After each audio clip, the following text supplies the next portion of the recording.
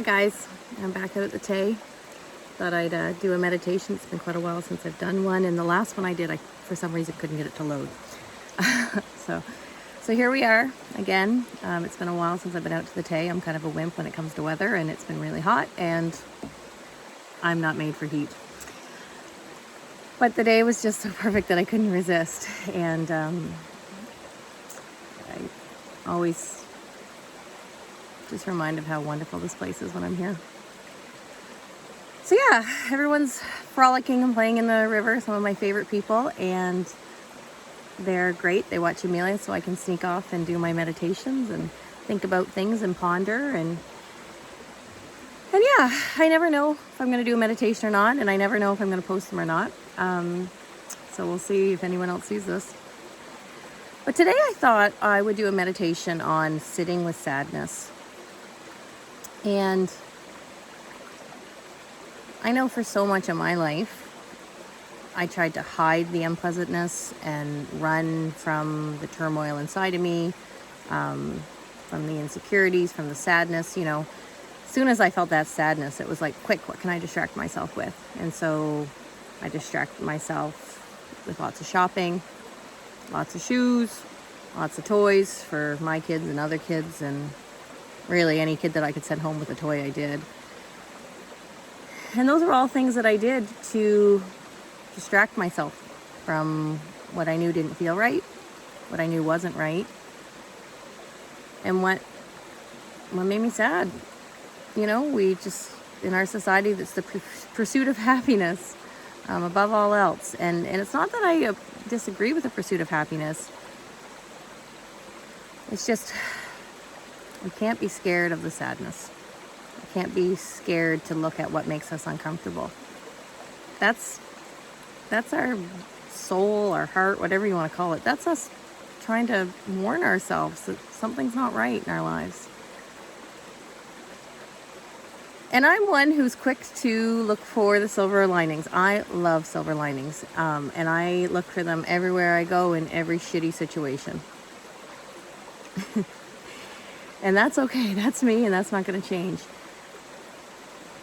But it's not all silver linings.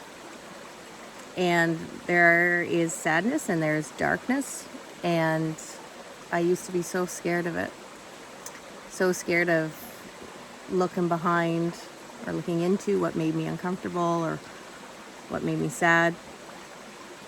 And after Matt's death, I really struggled with it because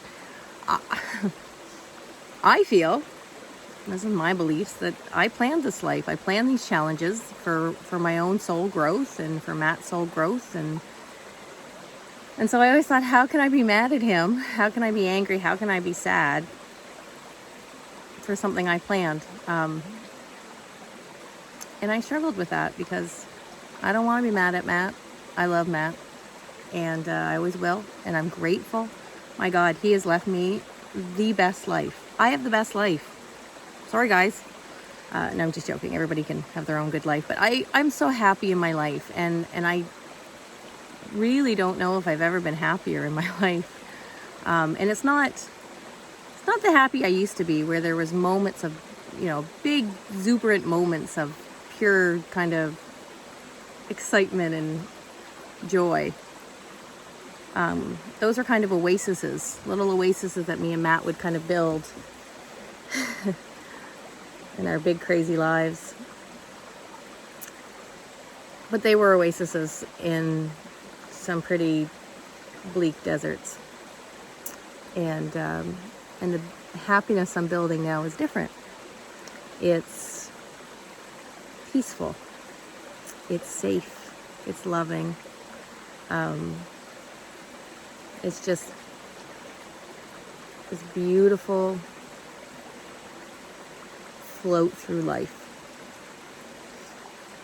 It's not the roller coaster ride that was my life with Matt Wilson.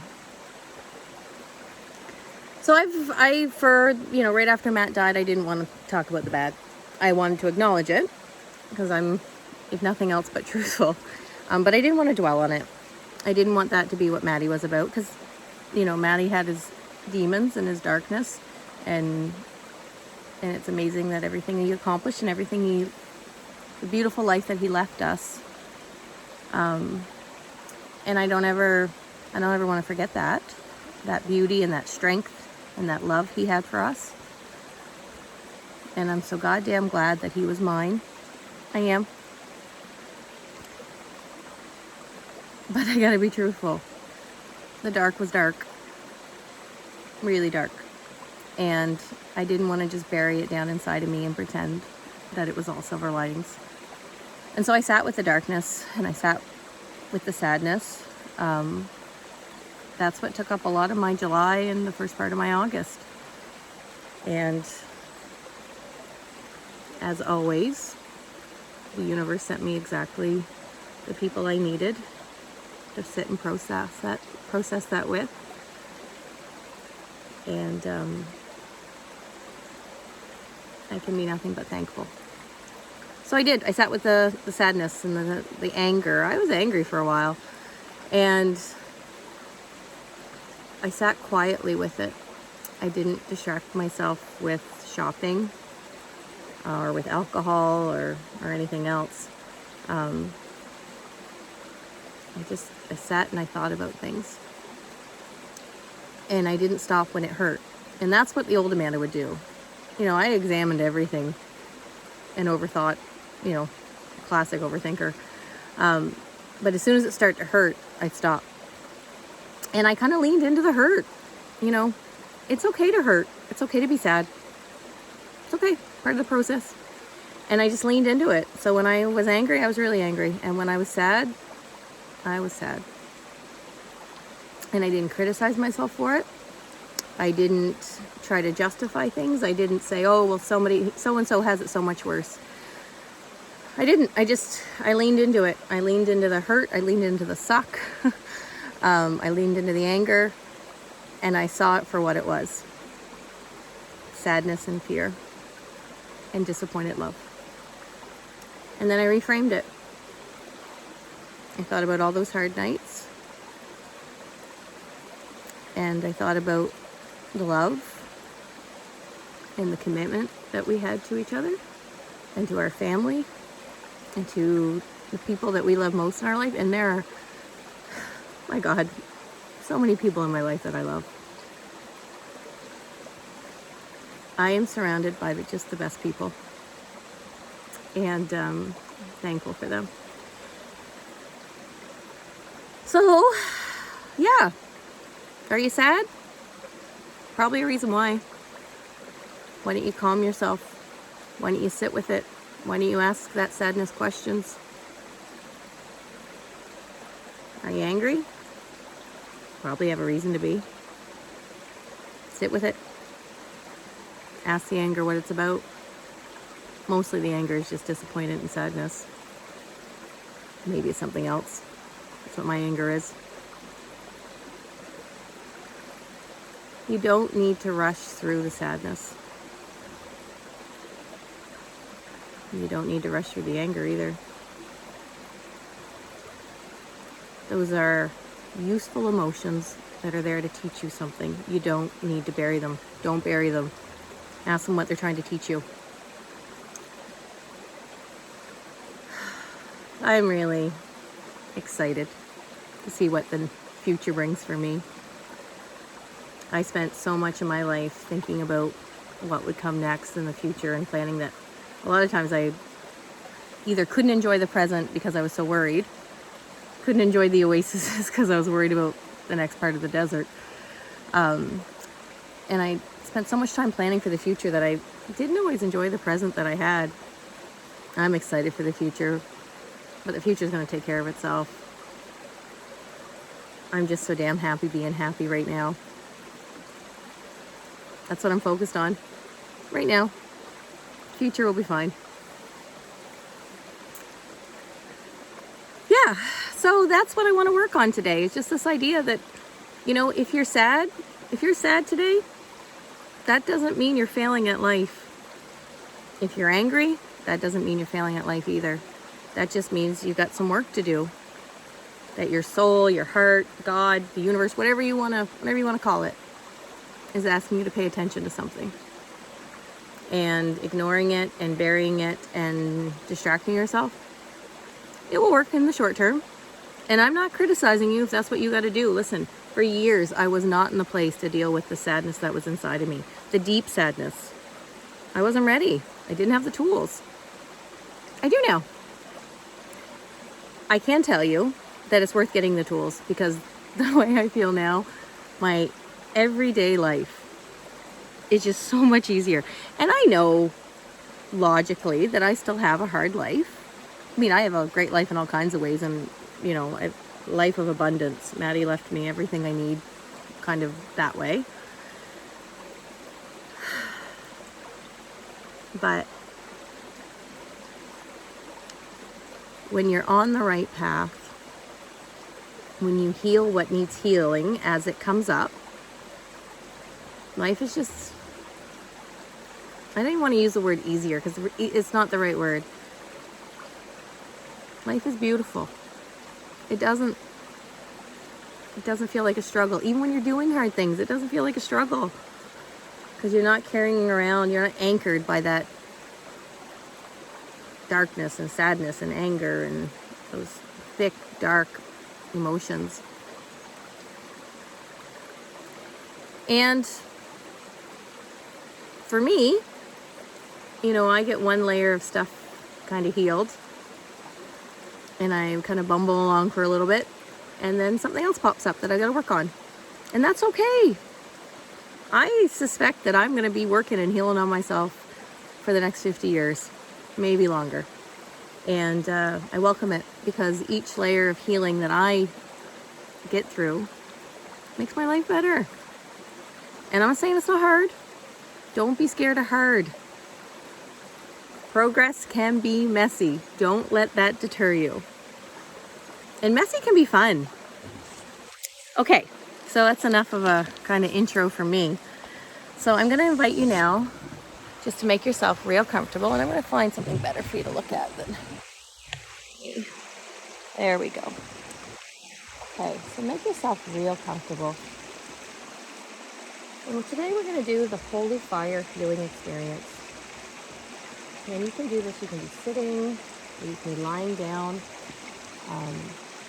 Just make yourself really comfortable, whatever's comfortable for you.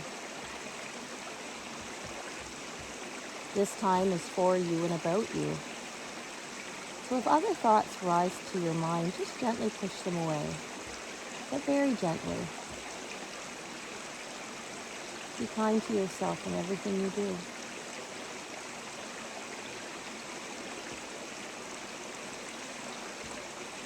So make yourself comfortable. Take a few slow, deep breaths through your nose, inhaling deep. Just imagine that oxygen going to every cell in your body. Slow. There's nothing hurried about this moment. You are safe. You are loved. And you are needed. Now imagine it's a beautiful day, warm and sunny, and you're walking down a path in a beautiful forest. As you breathe into yourself, you breathe in the life energy of the forest, and with each step that you take, feel the energy of the earth go up to the bottoms of your feet.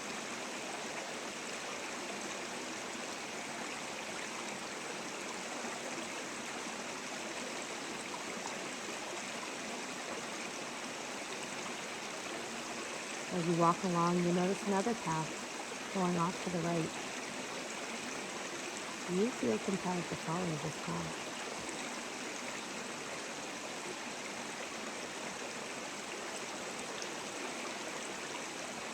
As you follow this path, you come to a clearing in the forest.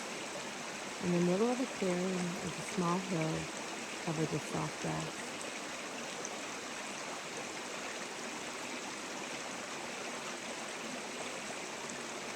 Climb up the hill and feel the grass gently rubbing against your legs.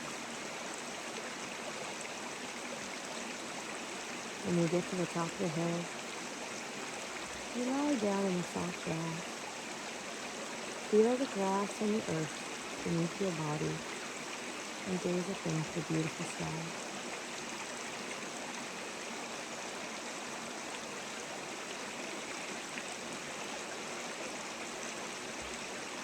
Gaze up into the sky and see the beautiful white clouds.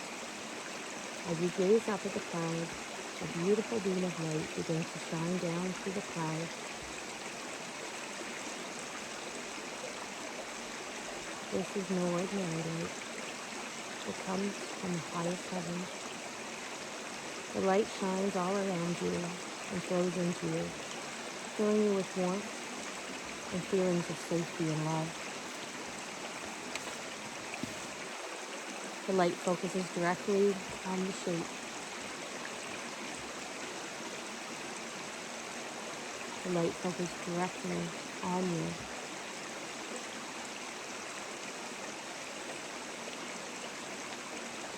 Allow the light to focus on the pain that you have. Allow that pain, that fear to come to the surface. And allow that light to focus directly on it. That light from the highest heaven.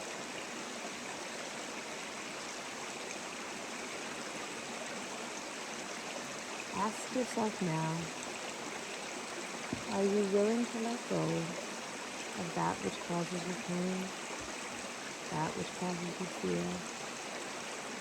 Are you prepared to allow that to be released? If you are, ask it to be released now.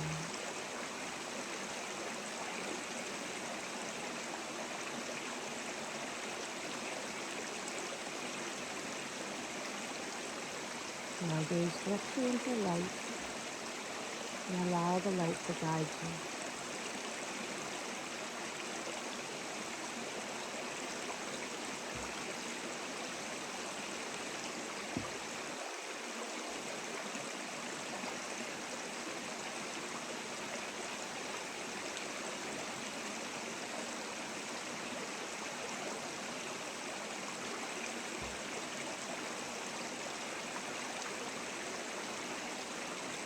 As the light guides you, you notice that you feel entirely safe, grounded, and loved.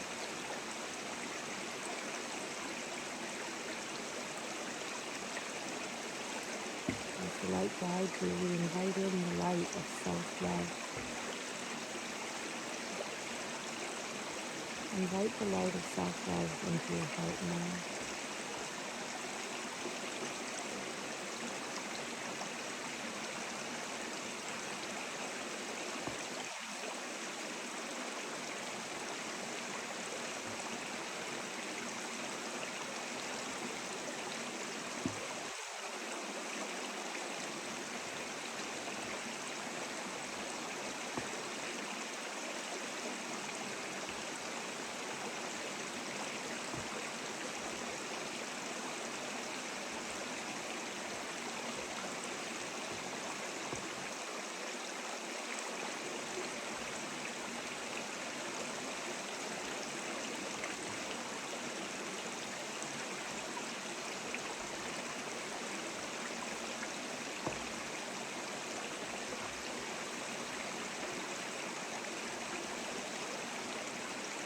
Allow the light to show you what needs healed.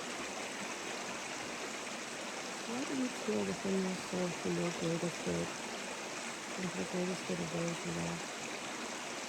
Allow the light to show you now what needs healed.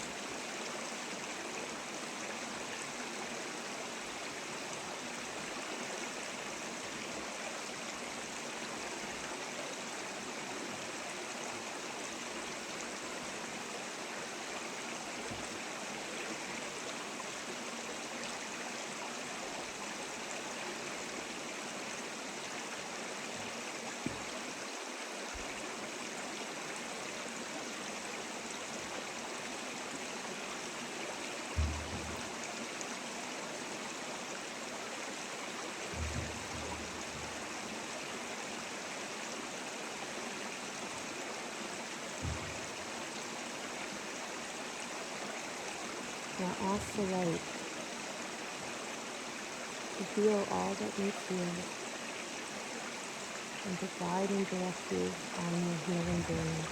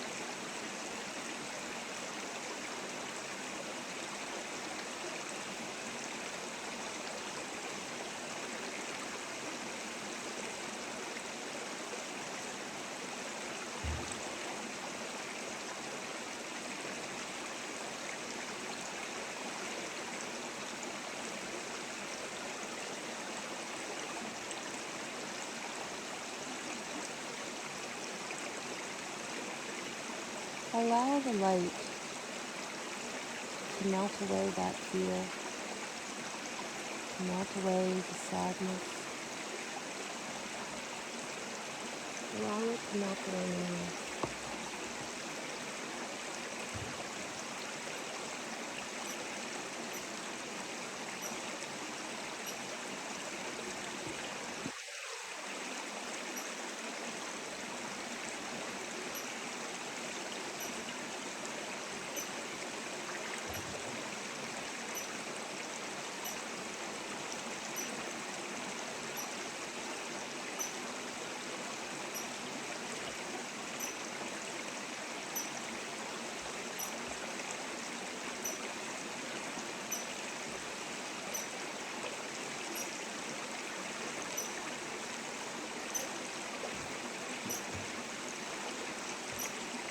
You may remain in your experience for so long as you want, but when you feel guided, bring your attention back to your eyes. Take a few slow, deep breaths.